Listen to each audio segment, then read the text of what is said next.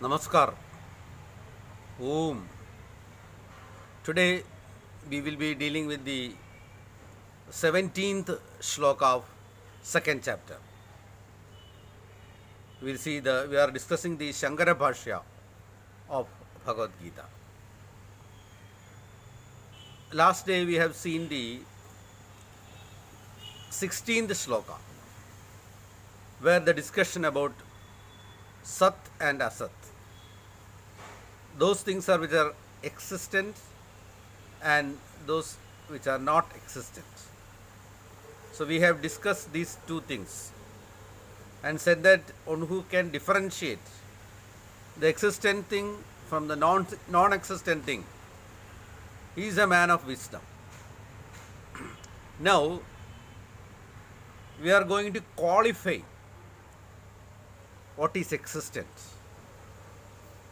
So in order to differentiate the existent from the non-existent thing, we have to get more information, or we have to qualify what is existent or what is Sat. So that is done in the 17th shloka. We will see what it is. Avinashitu taddiddhi yena sarvamidam tadam vinashamavyasyasya na kaschit kartumarhasi. Avinashitu taddiddhi. That existent thing or Sat is Avinashi. Avinashi means without destruction. Ena sarvamidam tadam. Not only it is indestructible, it pervades everything. Vinasham avyasyasya. So, to destroy that imperishable thing, that existent thing, is not possible by anybody. Na kaschit kartumarhasi. Nobody is able to destroy or do any harm to that existent or Sat thing. So we are qualifying that existent thing. We will see the Shankara Bhashya. Avinashi na vinashtum sheelamasyedi. So what is Avinashi? Na vinashtum sheelamasya. It does not have the behavior of getting destroyed in any way. So it is Avinashi. Any kind of destruction is not possible for that thing. So we can see in physical things like iron, it can get rusted away. So no such kind of destruction in whatsoever way is not possible with Sat. So Avinashi na vinashtum sheelamasyedi. And Krishna uses Avinashitu tadviddhi. He uses the word tu. So why he uses the word tu? Shankara says he wants to separate this Avinashi from all other non-existent or asat things. That's why he uses the word tu. So we take a class, there are 50 students suppose, and we say that all these students are fools but for one. So we are differentiating one student from the rest of all students. All others are fools except for one. Likewise, Shankara is saying Avinashi. The Sat thing is Avinashi. It is beyond destruction. And Krishna uses the word tu to differentiate it from all other perishable objects. Asato visheshanartha tat vidhi vijanihi kim येन सर्वम इदम जगत तदम व्याप्तं सदाख्येन ब्रह्मणा साकाशम आकाशेन इव घटादयः. So Krishna wants to qualify the Sat, the existent thing, by saying that it pervades everything. It pervades each and every objects you see in the world. So for people to understand, there should be some example, or else they cannot understand. It pervades everything. The Sat or the existent thing pervades everything. How can they understand? So for that, Krishna uses an example. Like space. The space pervades everything. If you take a pot, earthen pot, the space is inside that pot also. The space is outside the pot also. So the space pervades that earthen pot. Likewise, this existent thing, the Sat, pervades everything.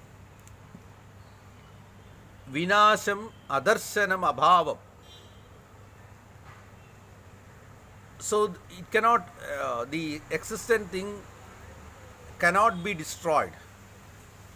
For that, a thing called vinasham or destruction is an impossible thing. न वेदि उपचयापचयो न याति इति अव्ययम तस्य अव्ययस्य. So it does not have any kind of decay.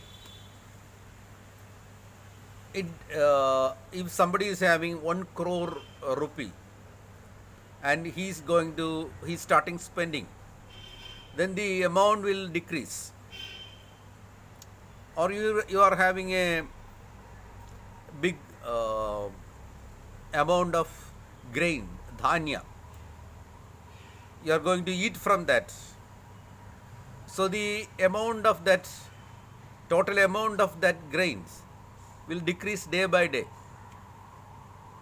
So such kind of expenditure or decay or vaya is not there with that existent Sat. Hence it is called avyaya. Na edat sadakhyam brahma svena rupena vedi vyabhijarati niravayavetvat dehadivat. And not only that, there is no kind of any change. Like the shape is not changed, and there is no loss of any appendages for this Brahman or Sat, because this Sat or existent thing is devoid of any kind of appendages. The human body is having appendages like limbs, senses, etc. So when somebody loses something, he is losing a part of the body. Such kind of destruction is not possible with Brahman or existent thing, because it is without any parts. In that sense also it is avyayam. It does not transform from its true nature. No transformation is possible. Na vyabhijarati. Na api atmiyena atmiya bhavat yada devadatto dhanahanyo vedi natu evam brahma vedi. And not only that, this Brahman is not having any possessions. If you are having any possession, you can lose that. If you are having much properties, when the government is coming with some land sealing orders, you may lose properties. Or Devadatta is a rich man. When somebody is taking away his money, he will be devoid of that money. Such kind of loss cannot happen with Sat or existent thing. अतः अव्ययस्य अस्य ब्रह्मणो विनाशं कश्चित् कर्तुमर्हसि. Hence, any such kind of change, transformation, or loss, or decay is not possible with that Sat. That is without any transformation. It is Avyaya. There is no Kshaya. There is no decay for that Sat or the existent thing. And to that existent thing, nobody can do any harm also. Na kaschit kartumarhati.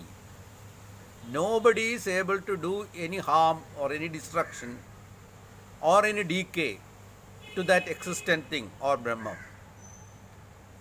And Shankaracharya says,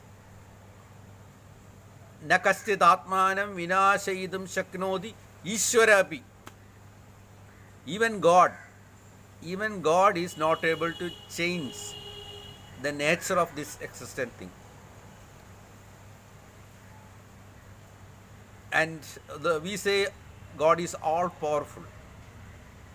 And even that all powerful God or Ishvara is not able to change even a little bit of that existent being or Sat.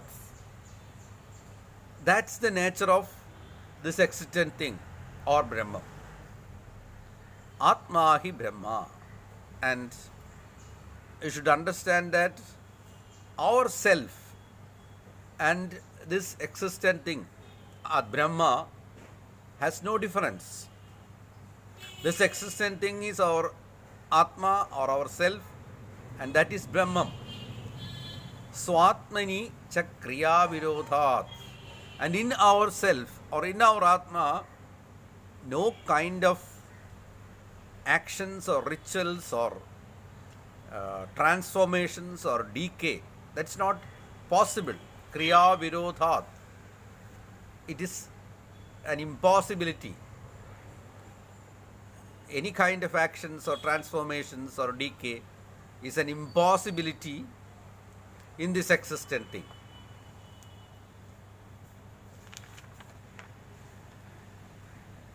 And Lord is continuing with the discussion in the next 18th shloka that we will see in the next day.